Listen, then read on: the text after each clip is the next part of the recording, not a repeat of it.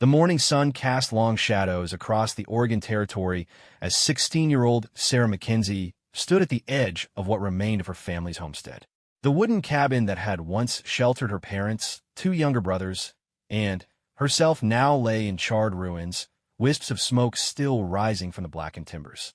3 days had passed since the fire, and the acrid smell of burned dreams still hung heavy in the air. Sarah's calloused hands trembled as she clutched the small leather pouch containing the last of their dried corn.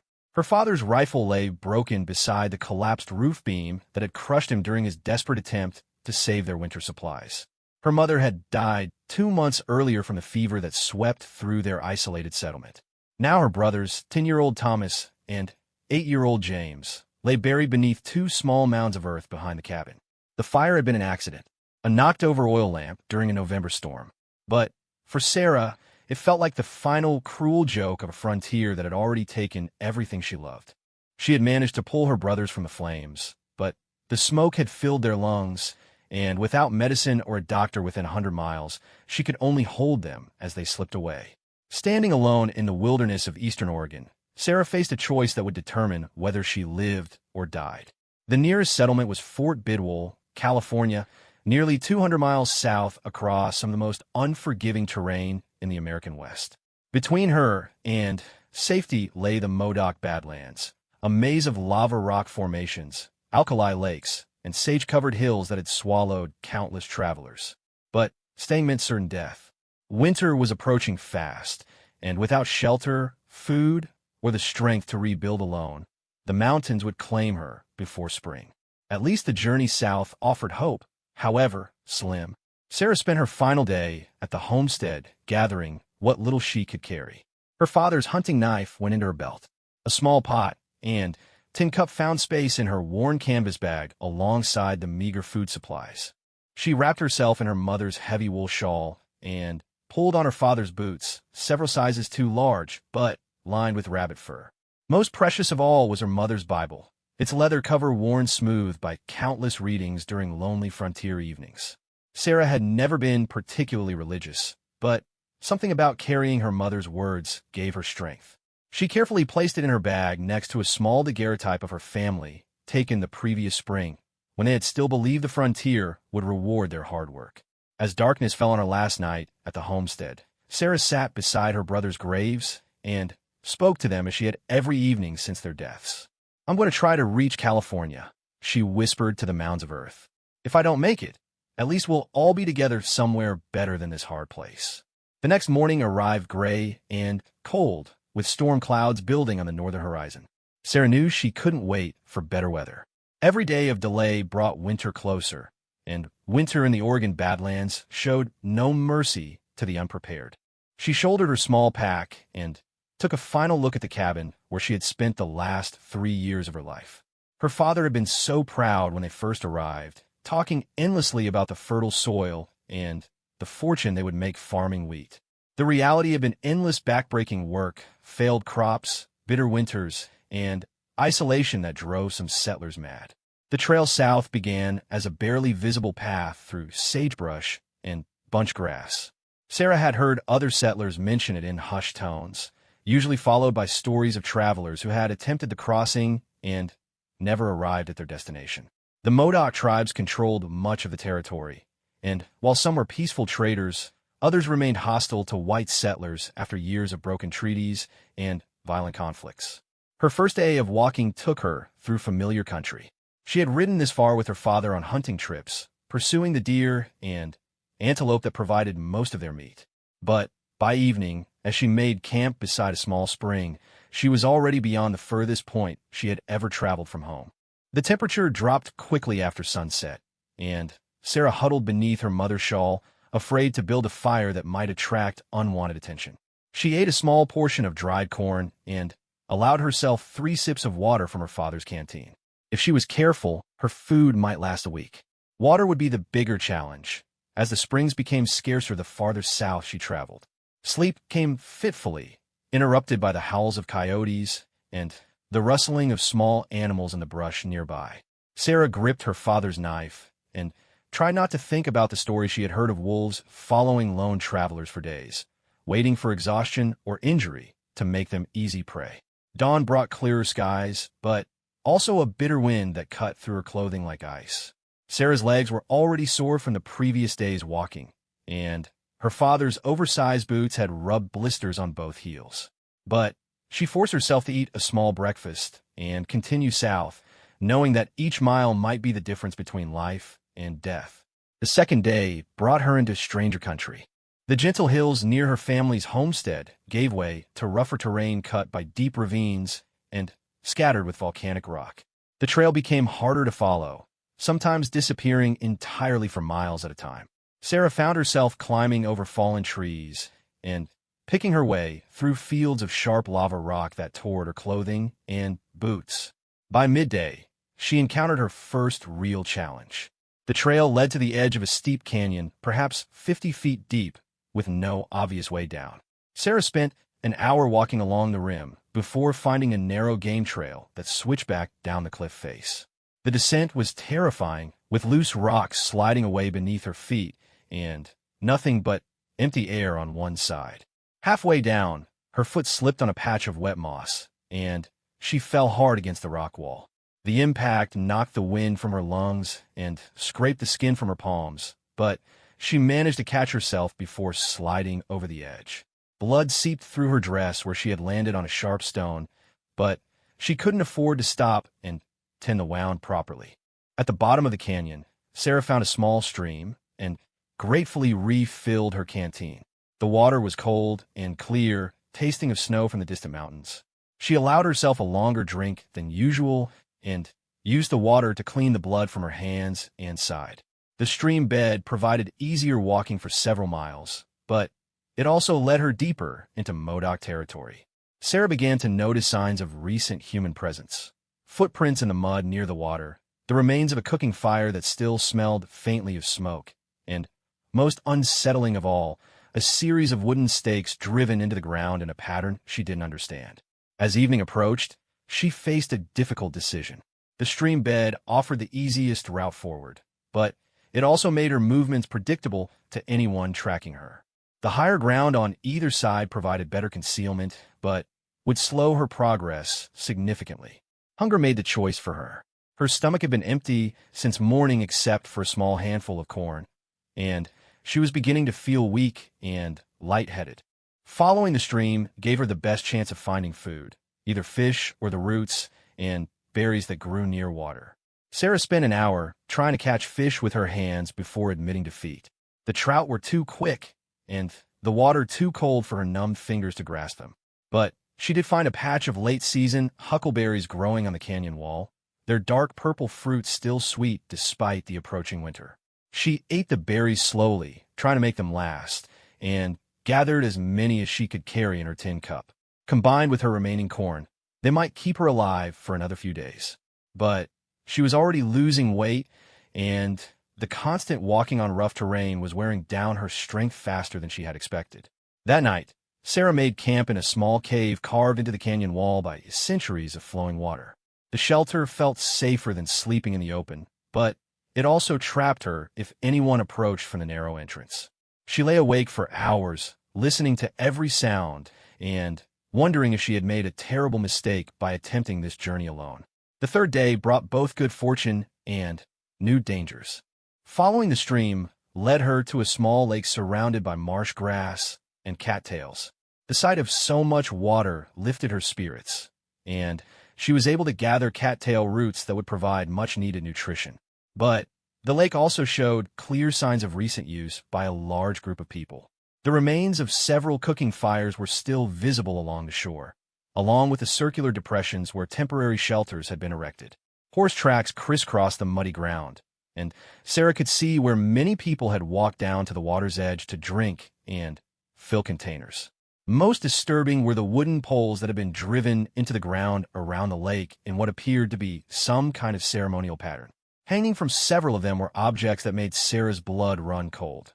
Pieces of cloth that looked like they had been torn from white settlers' clothing, and what appeared to be a child's doll, its hair burned away, and its face painted with symbols she didn't recognize. Sarah wanted to flee immediately, but her desperate need for water forced her to stay. She crept carefully around the lake's edge, constantly watching for any sign of movement in the surrounding brush. At the far end, she found a small inlet where she could refill her canteen without leaving obvious tracks in the mud. As she knelt by the water's edge, Sarah heard something that made her freeze in terror. The distant sound of voices carried on the wind. They were speaking in a language she didn't understand, and they seemed to be coming from the direction she had traveled. Whether they were following her trail or had simply chosen the same route by coincidence, she couldn't tell. Without waiting to find out, Sarah grabbed her pack and ran. She splashed through the shallow water at the lake's edge and scrambled up the rocky slope on the far side, not caring about the noise she made. Behind her, the voices grew louder, and she could hear the splash of horses entering the water. The next several hours passed in a blur of desperate flight across increasingly difficult terrain. Sarah abandoned any attempt to follow a trail and simply ran south, climbing over ridges and sliding down slopes, driven by pure terror. She fell repeatedly, tearing her dress and scraping her skin on the sharp volcanic rock, but the fear of capture kept her moving. By late afternoon, she could no longer hear pursuit behind her, but she didn't dare stop running until darkness made further progress impossible. When she finally collapsed beside a cluster of juniper trees, her body was shaking with exhaustion and her mouth was desert dry. She had dropped her tin cup somewhere during the flight, along with most of the berries she had gathered. Sarah spent a miserable night shivering beneath her mother's shawl, afraid to sleep and afraid to move. Every sound in the darkness seemed like approaching footsteps, and she gripped her father's knife until her knuckles went white. When dawn finally came, she was surprised to discover that she was still alive and apparently still free. The fourth day of her journey brought her to the edge of the true Badlands. Behind her lay the familiar landscape of forests and streams. Ahead stretched a vast expanse of alkali flats, twisted rock formations, and scattered patches of hardy vegetation that seemed to mock any hope of easy travel. The change in terrain was like crossing into another world. The volcanic soil beneath her feet was pale and powdery, rising in choking clouds with every step. Strange rock pillars jutted from the earth like the bones of buried giants, and the horizon shimmered with heat mirages despite the cool morning air. Sarah's water was running dangerously low, and she had eaten the last of her corn the previous evening. The berries were long gone, and she had seen no edible plants since leaving the lake. Her lips were beginning to crack from dehydration, and her tongue felt thick and swollen in her mouth. But she forced herself to keep walking south, following what might have been an ancient game trail through the maze of rock and sand. The sun climbed higher, and despite the autumn season, the reflection from the pale ground made the heat almost unbearable. Sarah's wool shawl, so necessary during the cold nights, became a burden that seemed to weigh her down with every step. Around midday, she crested a low ridge and saw something that made her heart leap with hope, a thin line of green vegetation that suggested water somewhere ahead. It was perhaps 3 miles away across a flat stretch of alkali desert, but it represented the first real hope she had seen since fleeing the lake. The trek across the flat proved to be the most difficult walking yet. The alkaline dust penetrated her boots and clothing, chafing her skin raw. The soft ground shifted beneath her feet, making each step an effort. By the time she reached the green line on the horizon, her legs were trembling with exhaustion. What she found was both wonderful and terrible. A small spring surrounded by grass and low bushes, providing the first fresh water she had seen in 2 days. But the spring was also clearly a regular stopping place for travelers, and the signs around it told a story that made Sarah's stomach turn. Scattered around the water were pieces of clothing, broken wagon parts, and worst of all, human bones bleached white by the desert sun. Some appeared to be very old, while others still had scraps of flesh clinging to them. This was apparently a place where desperate travelers had made their last stand, and few had left alive. Despite the grim surroundings, Sarah had no choice but to drink deeply and refill her canteen. The water was slightly bitter with mineral deposits, but it was clean and cold. She gathered what edible plant she could find, mainly the inner bark of young willow shoots, and a few late berries from serviceberry bush. As evening approached, she faced another difficult decision about where to spend the night. The spring offered water and some shelter among the bushes, but It was also clearly a place that attracted both desperate travelers and those who preyed on them. The surrounding desert offered better concealment, but no water or protection from the cold night air.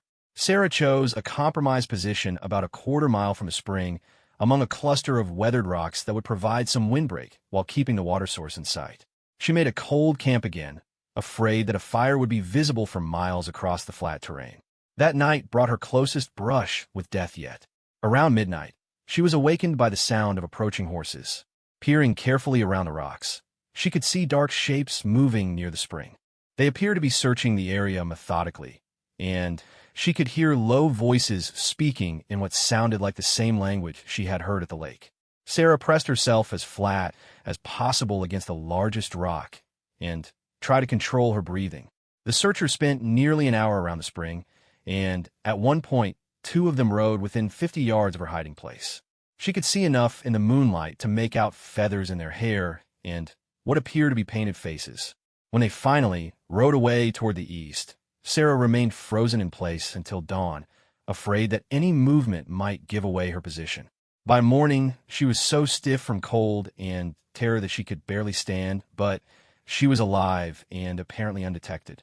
The fifth day brought her deeper into the heart of the Badlands, following what appeared to be an old trail marked by occasional piles of stones. The landscape became increasingly alien and hostile, with twisted rock formations that seemed to shift and change shape in the heat haze. Strange colors stained the cliffs and hillsides, deep reds, sulfur yellows, and an unsettling green that spoke of minerals toxic to human life. Sarah's condition was deteriorating rapidly. The constant walking on rough terrain had worn holes completely through her father's boots, and her feet were a mass of blisters and cuts. Her lips were badly cracked, and her skin had taken on the gray pallor of severe dehydration despite her careful rationing of water. Worse than the physical symptoms was the growing confusion in her mind. She had begun talking to her dead family members as if they were walking beside her, carrying on long conversations about events from their life on the homestead. Sometimes she would stop walking entirely, convinced that she could hear her mother calling her name from somewhere among the rocks. The hallucinations were becoming more frequent and more vivid.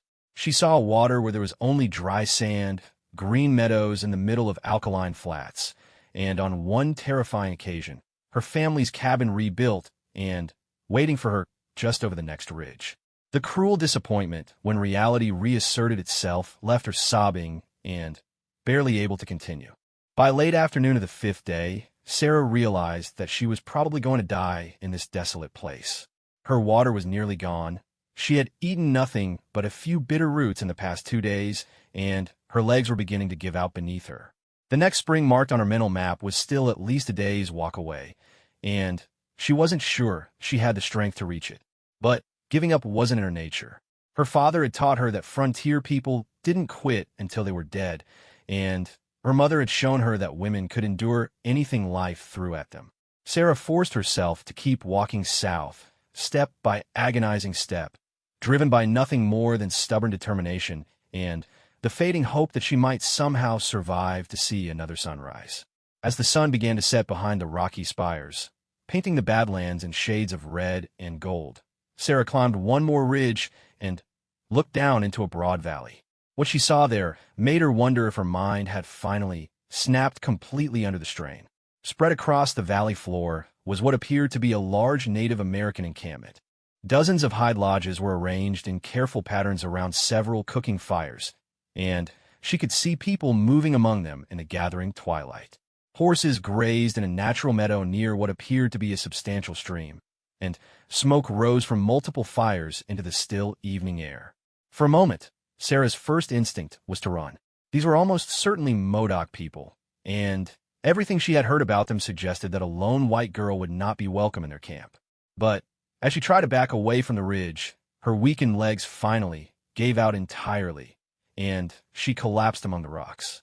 As darkness fell over the Badlands, Sarah lay motionless on the ridge above the Modoc camp, too weak to move and too frightened to call out. Below her, she could hear the sounds of a living community, children laughing, horses nickering, and the low murmur of adult voices around the evening fires. It was the first sign of human warmth she had encountered in 5 days of desperate flight, but it might as well have been on the moon for all the good it could do her. The temperature was dropping rapidly, and without the strength to seek better shelter, Sarah knew she would not survive another night in the open. Her choice had been reduced to dying slowly of cold and starvation on the ridge, or taking the desperate chance of approaching people who might kill her outright, but who also represented her only hope of survival. As the last light faded from the western sky, Sarah made her decision. Somehow, she would find the strength to make it down into that valley. Whatever happened next would be in the hands of fate and the mercy of strangers who had little reason to show kindness to someone from the people who had taken their land. The story of the starving frontier girl's impossible journey across 200 miles of hostile territory was far from over. Her greatest test still lay ahead, in the valley below where smoke rose from Modoc fires, and her destiny waited among people whose language she couldn't speak and whose intentions she couldn't guess. The descent into the valley took Sarah nearly 2 hours in her weakened condition. What should have been a simple walk down a gentle slope became an ordeal of frequent stops, stumbling falls, and moments when she wasn't sure she could take another step. The rocks seemed determined to trip her, and her father's oversized boots caught on every root and stone. Several times she slipped and slid several yards down the hillside, scraping her hands and knees raw on the volcanic rock. Each fall left her lying motionless for long minutes, gathering what little strength remained for the next attempt to stand. The sounds from the Modoc camp grew clearer as she approached. The crackle of fires, the soft voices of people talking quietly, and the occasional bark of a dog. When Sarah finally reached the valley floor, she was crawling on her hands and knees. Her legs had given out completely about 50 yards from the first lodge, and she could only drag herself forward through the dry grass, leaving a trail of disturbed earth behind her. The leather pouch that contained her few remaining possessions had torn somewhere during the descent, and she had lost her mother's Bible along with the precious daguerreotype of her family. The first person to spot her was a young Modoc boy, perhaps 12 years old, who had wandered away from the main camp to check on the horse herd. He stopped abruptly when he saw the strange figure crawling through the grass, then ran back toward the lodges, calling out in rapid, excited words that Sarah couldn't understand. Within minutes, a crowd had gathered around her collapsed form. Sarah looked up through eyes dimmed by exhaustion and dehydration to see faces painted with unfamiliar designs, clothing made from tanned hides and decorated with beadwork, and weapons that could end her life in an instant. She tried to speak, to explain who she was and why she had come, but only a hoarse croak emerged from her parched throat. An older woman pushed through the crowd and knelt beside Sarah, placing a gentle hand on her forehead. She spoke in a quiet voice to the others, and though Sarah couldn't understand the words, the tone seemed more curious than hostile. The woman lifted Sarah's chin and looked into her eyes, then examined her torn hands and the blood seeping through her dress from the cuts she had received during her desperate flight. The crowd parted as another figure approached. Even in her weakened state, Sarah could tell that this person commanded respect from the others. He was tall and powerfully built, with gray streaking through his black hair and scars on his arms that spoke of many battles. His clothing was more elaborate than the others, decorated with intricate beadwork and what appeared to be bear claws. Most importantly, his eyes held intelligence and the quiet authority of a natural leader. This was Chief Kintwash, known to white settlers as Captain Jack, leader of this band of Modoc people. He studied Sarah for a long moment, taking in her obvious desperation and the fact that she was completely alone in country where no white person should have been able to survive. When he spoke, it was in heavily accented but understandable English. "You are far from your people, white girl. How do you come to be here?" Sarah struggled to form words with her swollen tongue. "Please," she whispered. "I need water. My family, they're dead. I walked from Oregon." The chief's eyes widened slightly at her words. Oregon was nearly 200 miles through some of the most dangerous country in the American West. The young white girl had managed to cross such distance alone seemed almost impossible to believe. He spoke rapidly to the woman kneeling beside Sarah, who immediately stood and hurried toward one of the lodges. She returned moments later with a gourd filled with cool water and a piece of soft deerskin. Sarah drank greedily, too desperate to care about anything except the blessed relief of moisture on her cracked lips and burning throat. Slowly, the chief warned, placing a restraining hand on the gourd. Too much, too fast will make you sick. The water was the most wonderful thing Sarah had ever tasted. It was clean and cool, carrying a faint mineral flavor from the mountain springs that fed the stream. She forced herself to sip rather than gulp, though every instinct screamed at her to drain the entire container. As the immediate desperation for water faded, Sarah became aware of the circle of people watching her with a mixture of curiosity and suspicion. There were perhaps 30 adults and a dozen children gathered around, and she could see more emerging from the lodges scattered throughout the valley. Some of the men carried rifles, and all had knives or war clubs within easy reach. Chief Kint Pwash studied her with the calculating gaze of a man who had learned to read both friends and enemies quickly. You say your family is dead. Tell me what happened. Sarah struggled to sit up, accepting help from the woman who had first tended to her. In halting words, she told the story of her family's homestead, the fever that had taken her mother, and the fire that had killed her father and brothers.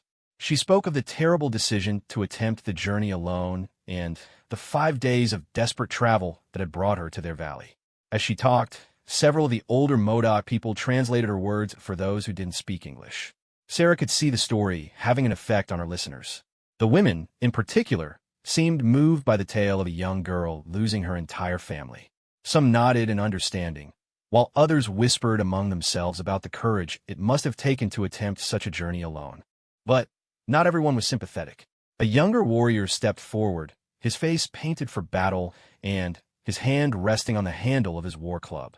He spoke angrily to the chief in rapid Modoc, gesturing towards Sarah with obvious hostility. She couldn't understand his words, but his meaning was clear. This white girl represented the enemy, and she should be killed or driven away. Chief Kintwash listened to the warrior's arguments, then replied in a calm but firm voice that silenced the younger man. The chief turned back to Sarah, his expression thoughtful. Shonshin believes you are a spy for the soldiers, sent to learn about our camp so they can attack us. Many of our people have been killed by white soldiers, and our women and children have been taken from us. Why should we trust you? Sarah felt a wave of despair wash over her. She had found help, only to face the possibility of death anyway. I'm not a spy, she said, her voice barely audible. I'm just trying to survive. I have nothing left except what I'm wearing. My family was from Oregon Territory. We never fought with your people. We just wanted to farm and live in peace. Peace, the chief repeated, and there was bitterness in his voice. Your people speak much of peace while they take our land and kill our hunters. 3 moons ago, soldiers attacked a band of our people who were only trying to fish in the river that has belonged to our ancestors since the beginning of time. Many died, including children. Sarah closed her eyes, knowing that nothing she could say would undo the history of violence between their peoples. I'm sorry, she whispered. I know my people have done terrible things, but I never hurt anyone. I just want to live. The chief was quiet for a long moment, studying her with those intelligent eyes. Around them, the crowd waited to hear his decision. Some of the warriors were clearly hoping he would order her death or exile, but the women and older people seemed more inclined toward mercy. Finally, he spoke. You will stay tonight. My wife, Riddle Woman, will tend to your wounds and give you food. Tomorrow, when you are stronger, we will decide what to do with you. Riddle Woman, the older woman who had first helped her, nodded and spoke quietly to 2 younger women. They helped Sarah to her feet and supported her as she walked slowly toward one of the larger lodges. Her legs were still weak, but the water and the prospect of food had given her enough strength to move on her own. The lodge was larger than she had expected from the outside, with room for several families. The walls were made from carefully sewn hides stretched over wooden poles, and the floor was covered with woven mats and fur blankets. A small fire burned in the center, its smoke rising through an opening in the roof. Sarah was given a place near the fire and wrapped in a warm buffalo robe. Riddle Woman brought her a bowl of stew made from venison, wild onions, and roots she didn't recognize. The meat was tender and the broth rich with fat that her starved body desperately needed. She ate slowly, savoring each bite and trying not to think about the fact that this might be her last meal. As she ate, Sarah became aware of the life going on around her in the lodge. Children played quietly in one corner, carefully supervised by their mothers. An old man worked on repairing a fishing net, his gnarled fingers moving with practiced skill. Two young women were preparing hides for tanning, scraping away the last bits of flesh with sharp stone tools. It was so different from the isolated existence her family had known on their homestead. Here was a complete community, with every person contributing to the survival and prosperity of the whole. Despite the language barrier, she could see the bonds of family and friendship that held them together. Riddle Woman sat down beside her and began examining her injuries more carefully. She cleaned the cuts on Sarah's hands and feet with water warmed over the fire, then applied a paste made from herbs that stung at first but quickly numbed the pain. She wrapped Sarah's feet in soft deerskin and gave her a pair of well-made moccasins to replace her father's ruined boots. "You are very thin," Riddle Woman said in careful English. "How many days since you eat good food?" 7 days since the fire," Sarah replied. "I had a little corn, and I found some berries, but not much else." The older woman shook her head in amazement. 7 days walking in the Badlands with little food. The spirits must have protected you. Many strong warriors have died in that country. As night fell, Sarah found herself in the strange position of being a prisoner who was being cared for better than she had been in months. The buffalo robe was warmer than anything she had slept under since her mother died, and for the first time in days, her stomach was actually full. But she also knew that her life hung by a thread, dependent on the mercy of people who had every reason to hate her. She lay awake, listening to the sounds of the camp settling down for the night. Guards were posted around the perimeter, and she could hear them calling softly to each other as they made their rounds. Dogs barked occasionally, and horses nickered from the meadow where they grazed under the stars. Despite her exhaustion, sleep was slow in coming. Every time she began to drift off, she would jolt awake, remembering where she was and the precarious nature of her situation. Would she wake up to find a knife at her throat? Would they simply drive her back into the wilderness to die slowly of starvation? Or is there some chance that they might actually help her reach safety? The next morning brought both hope and new challenges.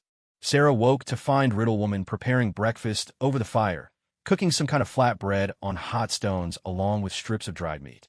The smell was wonderful, and Sarah realized that her appetite was returning along with her strength. "You look better," Riddle Woman observed, handing her a piece of the warm bread spread with bare fat. "Color is coming back to your face." Sarah ate gratefully, marveling at how much difference a night of warmth and proper food had made. Her hands were still sore and her feet tender, but the overwhelming weakness that had nearly killed her was beginning to fade. After breakfast, Chief Kintwash entered the lodge accompanied by several of the tribal elders. Their expressions were serious, and Sarah knew that the time for her final judgment had arrived.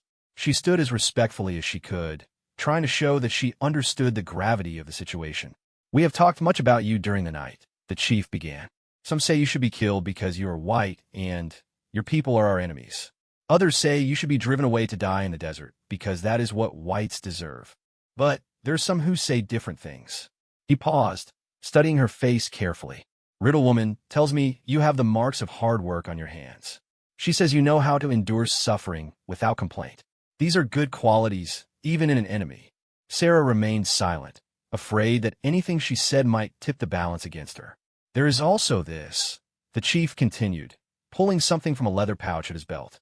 Sarah gasped as she recognized her mother's Bible, its familiar leather cover stained but intact. "One of our young men found this on the hillside where you came down. Inside are the talking leaves that white people use to remember their prayers." He opened the Bible to a page where a dried flower marked a particular passage. "Riddle Woman knows some of the white man's talking leaves.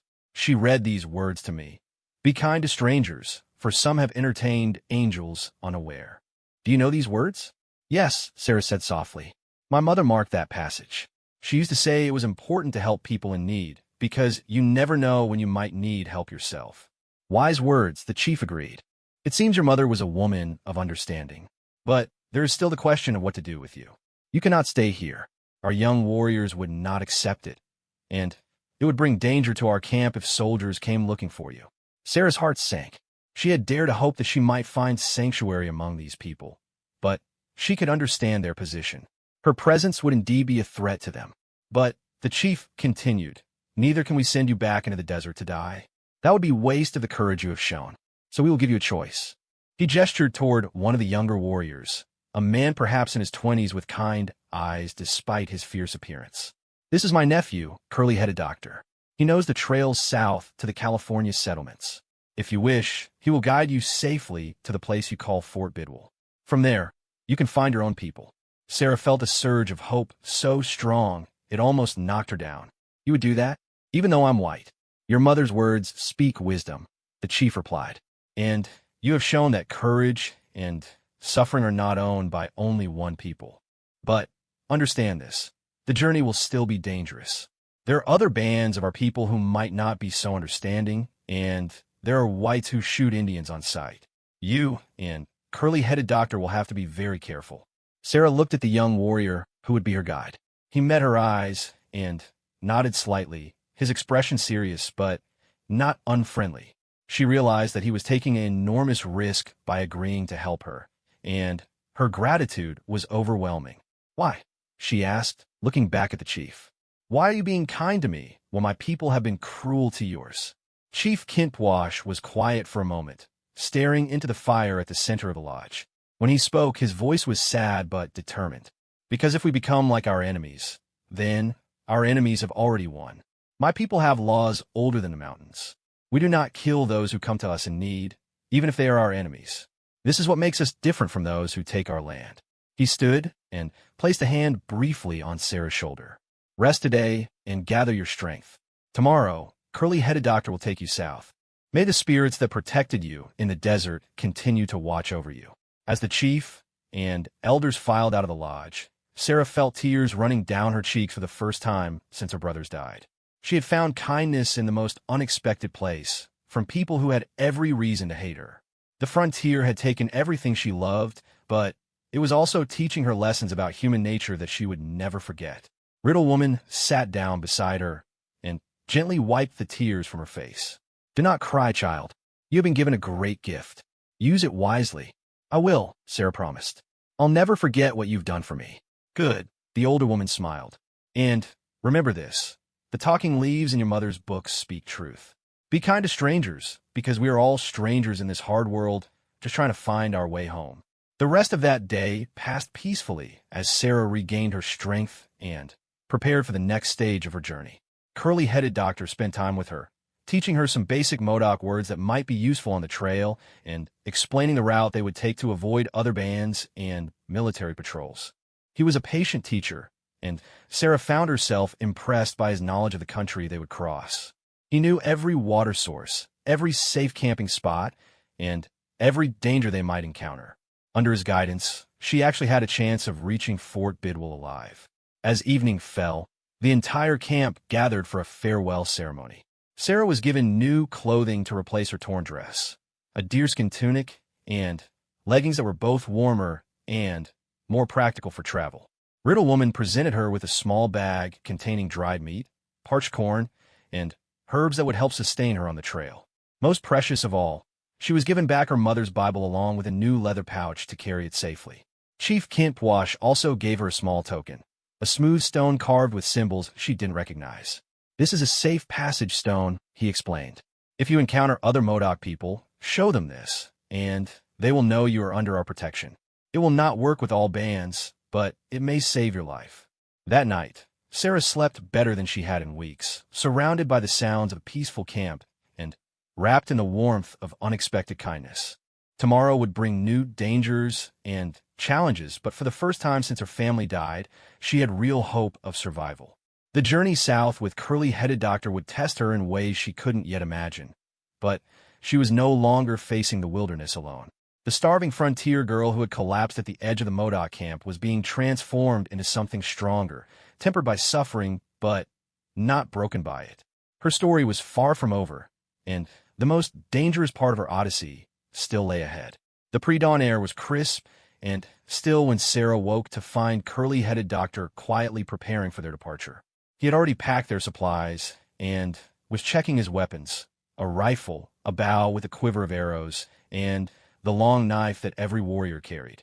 The sight of him reminded Sarah that despite the kindness she had received, they were about to enter territory where death could come from any direction. Riddle Woman pressed a final gift into Sarah's hands. A small pouch of pemmican, the concentrated mixture of dried meat, fat, and berries that could sustain a traveler for days. For when the trail is hard and food is scarce, the older woman explained, her eyes warm with concern. Chief Kintwash appeared at the lodge entrance just as they were ready to leave. In the gray light before sunrise, his face looked older and more careworn than Sarah had noticed before. The responsibility of leading his people through these dangerous times weighed heavily on his shoulders. "The soldiers have been moving through our country," he told curly-headed Doctor in English, clearly wanting Sarah to understand the dangers they faced. 3 days ago, scouts reported a patrol near Goose Lake. They're looking for our camps, and they shoot first and ask questions later. Curly-headed Doctor nodded grimly. He had tied his long hair back and removed most of the decorative beadwork from his clothing, making himself look more like a simple hunter than a warrior. "We will go the old way, through the lava beds. It is harder, but safer." "Good," the chief approved. "And remember, if you're caught by soldiers, she is your prisoner. That may be the only thing that saves both your lives." The casual mention of capture sent a chill through Sarah. She had been thinking of curly-headed Doctor as her protector, but now she realized that his greatest risk came from helping her. If they encountered any soldiers, he would face death or imprisonment simply for being Modoc, while she, as a white person, might have a chance of being believed if she claimed to be his captive. They left the camp as the first rays of sunlight painted the eastern mountains gold. Sarah had expected a formal farewell, but curly-headed Doctor simply began walking south, and she fell in a step beside him. The Modoc way was apparently to avoid making departures into emotional events that might weaken the traveler's resolve. For the first several hours, they followed a well-worn trail that led through open country, dotted with sagebrush and juniper trees. Curly-headed Doctor set a steady pace that was faster than Sarah was used to, but not so quick that she couldn't keep up. Her new moccasins made walking much easier than her father's oversized boots had, and the proper food and rest had restored much of her strength. They spoke little during the morning, saving their breath for walking and their attention for watching the countryside around them. Curly-headed Doctor's eyes constantly scanned the horizon, looking for any sign of movement that might indicate other travelers.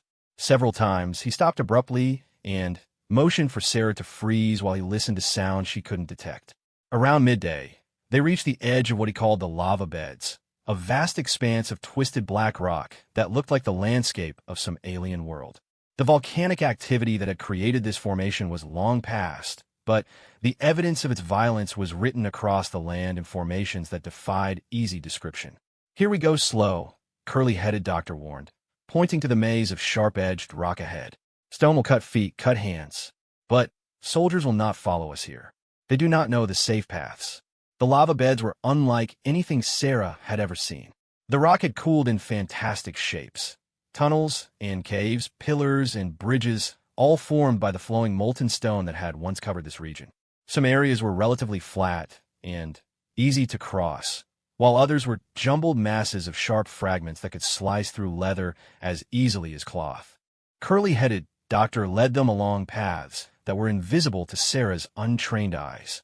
Sometimes they walked on solid rock formations, and other times they picked their way through narrow passages between towering walls of black stone. The way twisted and turned so many times that Sarah completely lost her sense of direction, but her guide never hesitated. "How do you know which way to go?" she asked during one of their brief rest stops. "My grandfather taught me, and his grandfather taught him," curly-headed Doctor replied. "For many generations, my people have used these paths to hunt and to hide from enemies. Every stone, every turn is remembered in the teaching songs." As afternoon wore on, the temperature in the lava beds began to rise. The dark rock absorbed heat from the sun and radiated it back, creating an oven-like environment that sapped their strength and made every breath feel like fire. Sarah's new clothing, so comfortable in the cool morning air, became stifling in the heat. They found relief in one of the many caves that honeycombed the formation. The underground chamber was blessedly cool, with a small pool of water that had collected from underground seepage. Curly-headed Doctor allowed them to rest for an hour, during which he shared more of his knowledge about the country they were crossing. "Long ago, before the white people came, this was a place of power for my people, he explained, gesturing to the strange rock formations around them. The spirits spoke here, and warriors came to seek visions. But it is also a place of danger. There are holes in the ground that have no bottom, and sometimes the earth shakes and new cracks appear. As if to emphasize his words, a distant rumbling sound echoed through the cave, though whether it was an earthquake or simply the settling of the rock formations was impossible to tell. Sarah found herself acutely aware of the millions of tons of volcanic rock suspended above their heads. When they emerged from the cave, the sun was beginning to sink toward the western horizon, painting the lava beds in shades of red and orange that made them look even more otherworldly. Curly-headed Doctor picked up the pace, clearly wanting to reach their planned camping spot before full darkness made travel impossible. Their destination was another cave, this one larger and with multiple exits that would allow them to escape quickly if they were discovered. A small spring provided fresh water, and the chamber was large enough to shelter them comfortably without making them feel trapped. As curly-headed Doctor built a small, smokeless fire for cooking, Sarah found herself thinking about the strange turns her life had taken. A week ago, she had been a frontier farmer's daughter, worried about the approaching winter and the isolation of their homestead. Now, she was hiding in a volcanic cave with a Modoc warrior, dependent on his knowledge and protection for her very survival. "Why did you agree to guide me?" she asked as they shared their evening meal of dried meat and flatbread. "Your chief gave you a choice." Curly-headed Doctor was quiet for so long that Sarah thought he might not answer. When he finally spoke, his voice was thoughtful and sad. 2 years ago, I found a white child lost in the mountains. A little girl, maybe 6 winters old. She was crying and alone, and I could see that she would die if I did not help her. So I took her back to her people's settlement. He stared into the fire, remembering. The soldiers were there when I arrived. They saw me with the white child, and they thought I had taken her for a slave. They shot me before I could explain. He pulled back his shirt to show Sarah a puckered scar on his shoulder. I escaped, but barely. The child lived, but I learned that doing good for white people can be dangerous. Then, why help me? Sarah pressed. Because my grandmother taught me that the spirits watch how we treat those who cannot help themselves. She said that if we become cruel like our enemies, then our enemies have defeated us even if we win all the battles. He looked directly at her. You could not help yourself. To let you die would make me less than a man. His words reminded Sarah of something Chief Kintwash had said, and she began to understand that these people live by moral codes just as complex and demanding as any she had learned from her mother's Bible. The frontier had taught her to think of Indians as savages, but the reality was proving far different from the stories. They took turns sleeping that night, with one always awake to listen for sounds of pursuit or discovery. During her watch, Sarah sat by the dying fire and thought about the journey still ahead of them. They had covered perhaps 15 miles that day, which meant they were still more than 100 miles from Fort Bidwell. At their current pace, it would take at least a week to reach safety, assuming they encountered no delays or dangers. The next morning brought their first real test of the new day. They had been traveling for perhaps 2 hours when curly-headed Doctor suddenly grabbed Sarah's arm and pulled her down behind a cluster of rocks. In the distance, she could hear what had alarmed him, the sound of horses moving through the lava beds. "Soldiers," he whispered, pointing to a dust cloud rising perhaps a mile away. "They are not following the safe paths. They will have trouble, but we must still be careful." For the next hour, they crept through the maze of rock, staying low and moving only when they were certain they were hidden from the patrol's line of sight. Several times, Sarah heard voices echoing off the stone walls, and once she caught a glimpse of blue uniforms through a gap in the rocks. The soldiers were indeed having difficulty with the terrain. She could hear them cursing as their horses struggled over the sharp rocks, and several times she heard the sound of a horse falling or a man crying out in pain. It was clear that they were unfamiliar with this country and were paying a price for their inexperience. Eventually, the sounds faded into the distance as the patrol continued north, apparently giving up their attempt to penetrate deeper into the lava beds. But the encounter had cost Sarah and curly-headed Dr. precious time, and it served as a reminder that the entire region was crawling with soldiers looking for Modoc bands. "They are hunting my people like animals," curly-headed Doctor said grimly as they resumed their journey. "Soon there will be no place for us to go, no place where we can live in peace." The sadness in his voice made Sarah's chest tight with emotion. She was beginning to understand that she was witnessing the end of a way of life that had existed for countless generations. The frontier that her family had seen as an opportunity was, for people like curly-headed Doctor, a catastrophe that was destroying everything they held dear. By late afternoon, they had emerged from the lava beds onto a high plateau covered with scattered pine trees and mountain meadows. The change from the hellish landscape of twisted rock to this peaceful country was so dramatic that Sarah felt as if they had stepped into another world. But the relief was short-lived. As they crested a ridge overlooking a broad valley, curly-headed Doctor stopped abruptly and pointed to smoke rising from the direction they needed to travel. "Trouble," he said simply. Using a small spyglass that he carried, curly-headed Doctor studied the source of the smoke for several minutes before handing the instrument to Sarah. Through the lens, she could see the remains of what had once been a Modoc camp. The lodges had been burned, and bodies lay scattered among the ruins.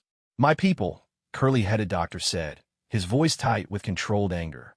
"The soldiers found them." Sarah handed back the spyglass, not wanting to look any longer at the scene of destruction. "I'm sorry," she said, knowing the words were inadequate, but needing to say something. "This is why my uncle was wise to help you," curly-headed Doctor replied. "If we show mercy even to our enemies, then maybe someday our enemies will remember and show mercy to us." But Sarah could see that the sight of the destroyed camp had changed something in her guide. His movements became more cautious, his scanning of the horizon more frequent. The easy confidence he had shown in the lava beds was replaced by the wariness of a hunted animal. They made camp that evening in a hidden grove of pine trees, far from any trails and with multiple escape routes. Curly-headed Doctor insisted on a cold camp with no fire, despite the dropping temperature. They ate dried meat and drank cold water from a nearby stream while huddled together for warmth. "Tomorrow we reach the most dangerous part," he told her as they prepared to sleep. "Open country with little cover. If we are seen there, we will have to run or fight." "What are our chances?" Sarah asked. Curly-headed Doctor considered the question seriously. "If we are careful and the spirits favor us, we might reach the mountains beyond by sunset tomorrow. From there, it is only 2 days to Fort Bidwell. And if we're not careful, then you'll never see your people again, and I will join my ancestors." That night, Sarah lay awake listening to the wind in the pine trees and thinking about the destroyed Modoc camp. The bodies she had seen through the spyglass had included women and children, people who had done nothing more than try to live their lives in the country of their birth. The frontier justice that her father had always praised suddenly seemed less clear-cut and righteous.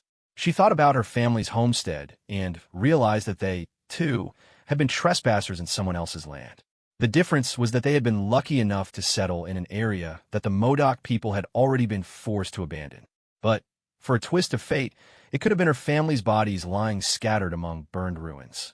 The next day dawned clear and cold, with frost covering the grass in the meadow where they had slept. Sarah's breath steamed in the morning air as they broke their cold camp and prepared to cross the dangerous open country that lay ahead. The plateau stretched for miles in every direction, covered with knee-high grass that provided little concealment for travelers on foot. A few scattered groves of aspen trees offered occasional shelter, but, for the most part, anyone crossing this country would be visible from miles away. Curly-headed Doctor studied the terrain for a long time before making his decision. "We go fast and straight," he told Sarah. "No stopping except to hide if we see riders. If we are chased, follow me exactly. Do not think, just run where I run." They set off across the grassland at a pace that was almost a trot, much faster than Sarah was used to traveling.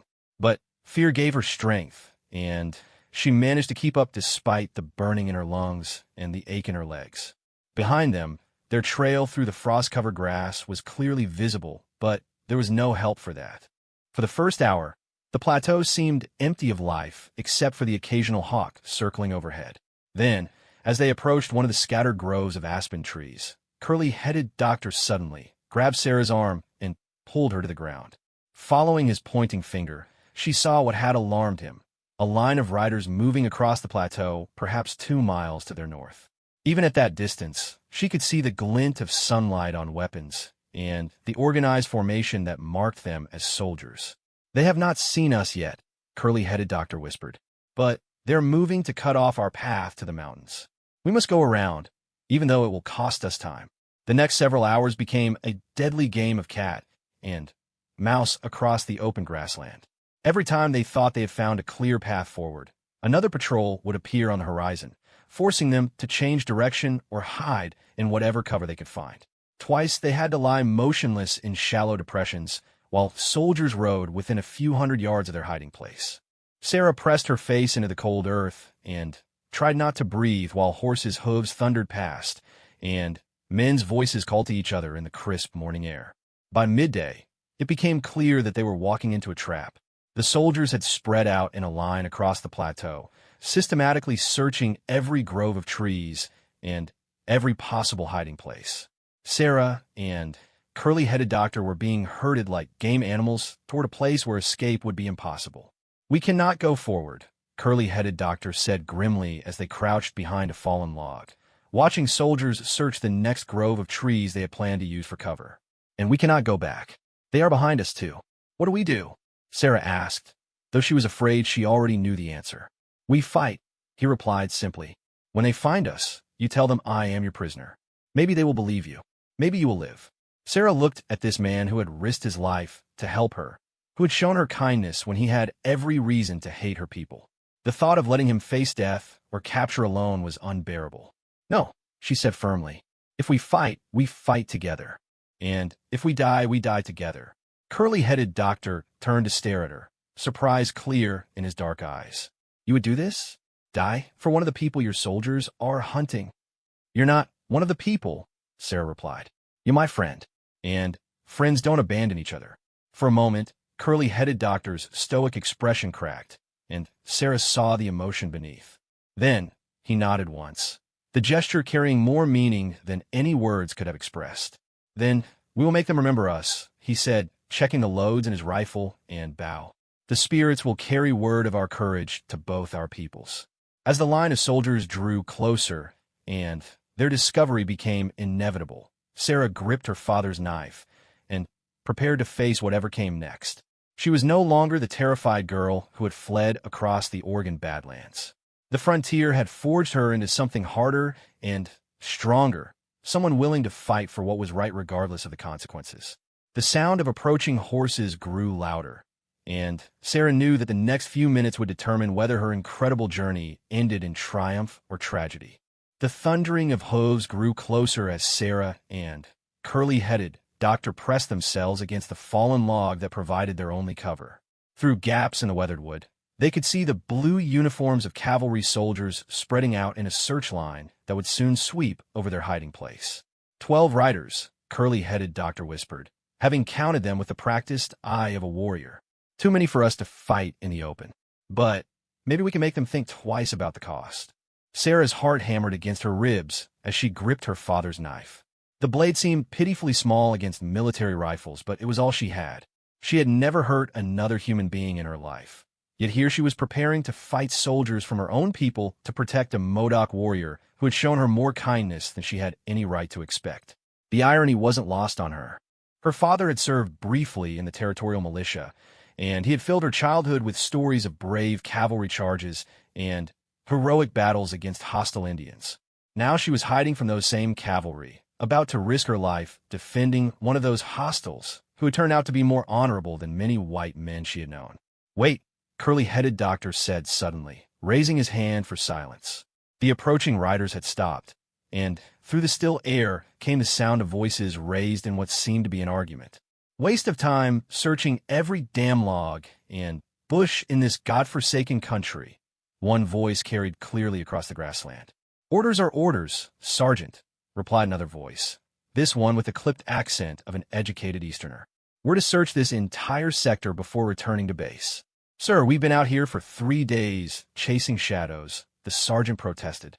"The hostiles have probably moved 50 miles by now, and this cold is hard on the horses." Sarah and curly-headed doctor exchanged glances. The soldiers were tired and frustrated, which might work in their favor. Tired men made mistakes, and frustrated men sometimes took shortcuts that could provide opportunities for escape. "Nevertheless, we'll complete our sweep," the officer replied firmly. Check that grove of aspens, then we'll work our way back along the creek bottom.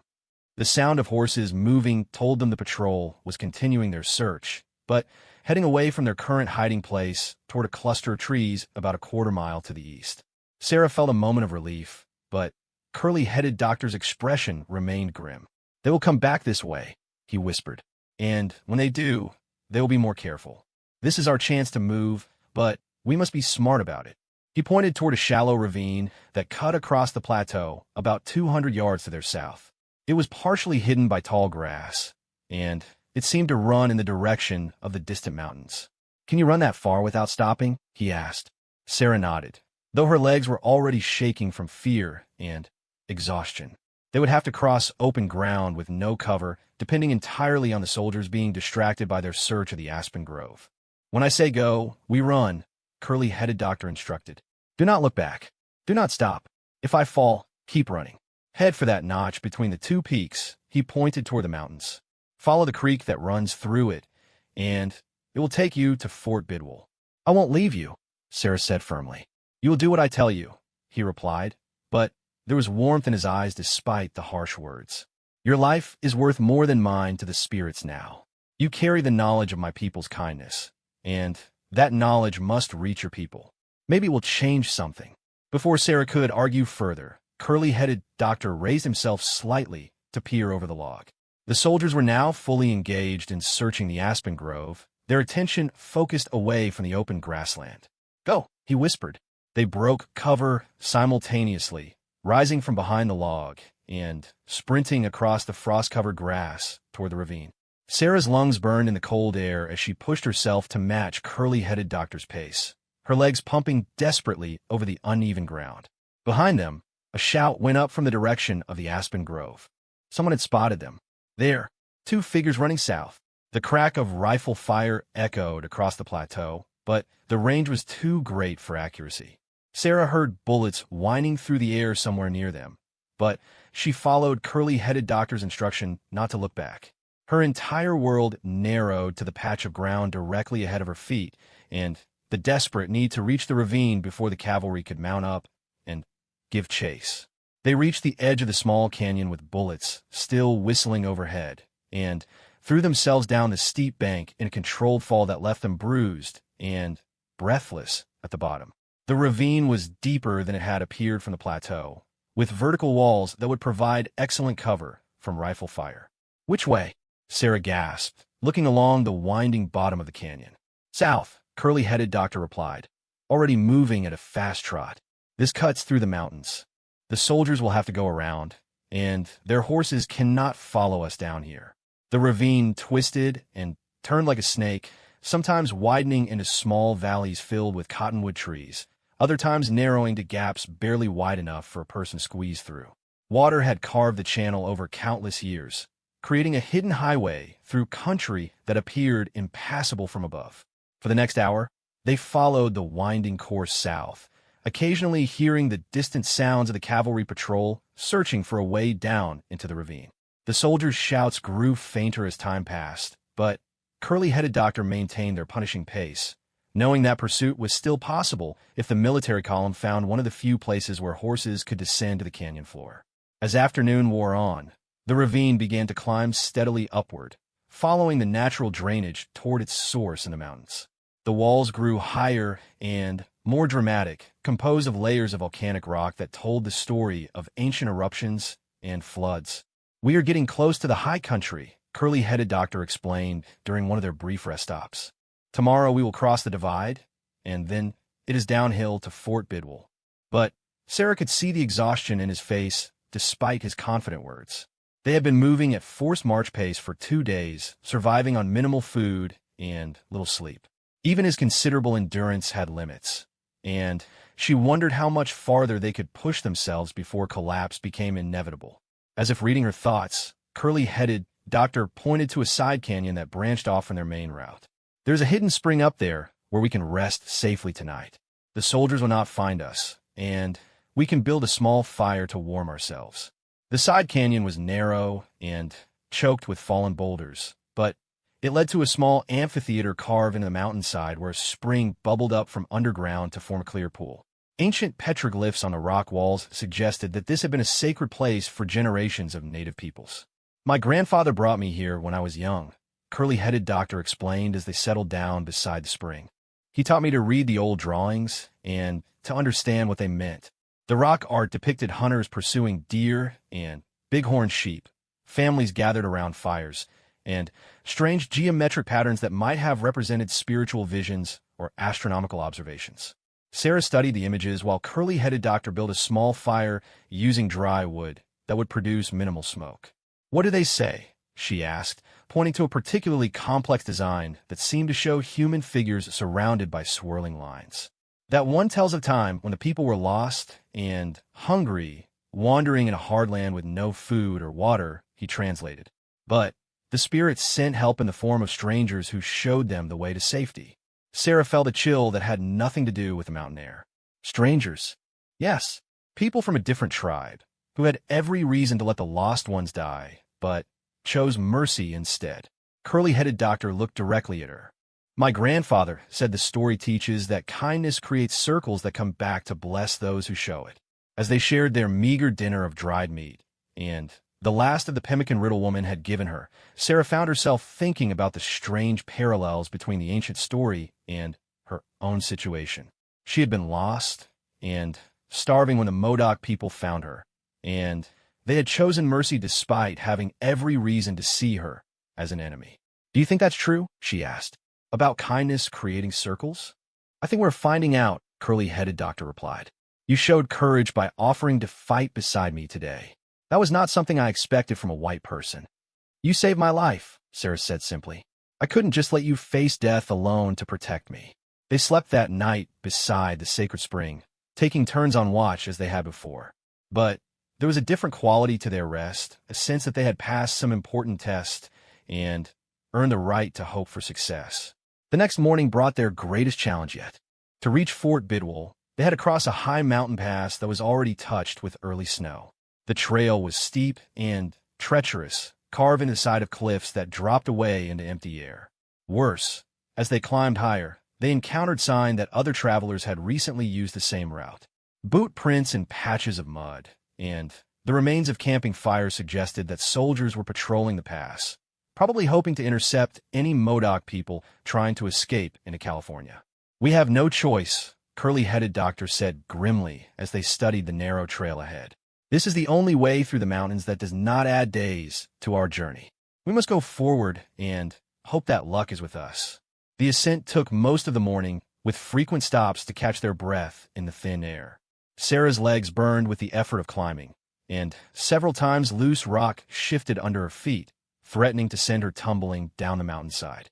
Halfway up, they encountered the patrol they had feared. 3 soldiers were positioned at a narrow point in the trail where escape would be impossible. Sarah and curly-headed doctor spotted them just in time to take cover behind a large boulder, but they were trapped with no way forward or back. "What now?" Sarah whispered. Curly-headed doctor studied the terrain with the eye of someone who had spent his life in the mountains. The trail was blocked, but there might be another way.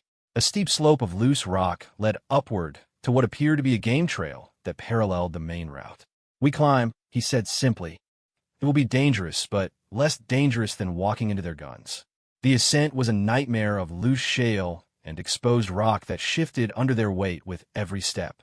Several times, Sarah felt herself beginning to slide backward down the slope, only saved by curly-headed doctor's quick reflexes and steady hand. The game trail, when they finally reached it, was barely wide enough for one person and carved into the face of a nearly vertical cliff.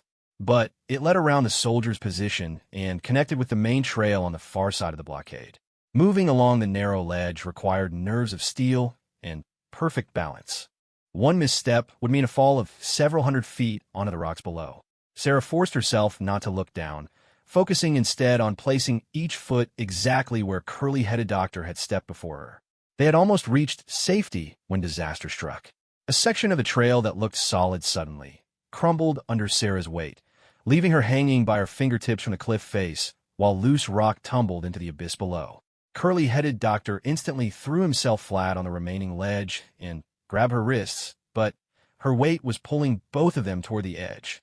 For a moment that seemed to last forever, they teetered on the brink of falling to their deaths together. "Let me go," Sarah gasped. "Save yourself." "Never," he replied, his voice strained with effort, but absolutely determined. With strength born of desperation, he began hauling her upward inch by inch. His feet braced against cracks in the rock. When Sarah finally scrambled back onto the ledge, they both collapsed for several minutes, shaking with exhaustion and reaction. The sound of the falling rocks had certainly alerted the soldiers below, but there was nothing they could do about pursuit from their position on the cliff. "Thank you," Sarah whispered when she could finally speak. "Friends do not abandon each other," curly-headed doctor replied, echoing her own words for the previous day. "Is that not what you taught me?" By late afternoon, they had crossed the pass and begun the long descent toward the California valleys. The change in vegetation and climate was dramatic as they dropped in elevation, leaving behind the snow and bitter wind of the heights for the warmer air and greener landscape of the western slopes. For the first time since leaving the Modoc camp, Sarah allowed herself to believe that they might actually reach Fort Bidwell alive. The military outpost was now only a day's walk.